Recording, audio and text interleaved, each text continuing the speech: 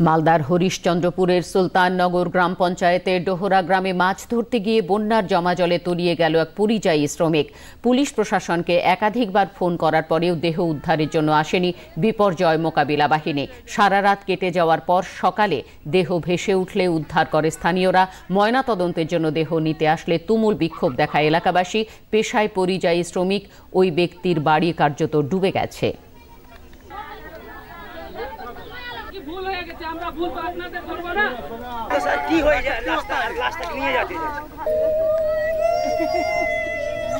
আমার ছেলে ডুবে গেছে পানিতে।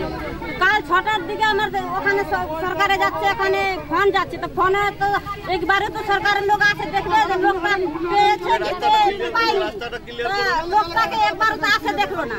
আবার এখন মিলে গেছে লাহাজটা, তো এখন বলছে কি হ্যাঁ আমরা নিয়ে যাবো পোস্টমর্টমে।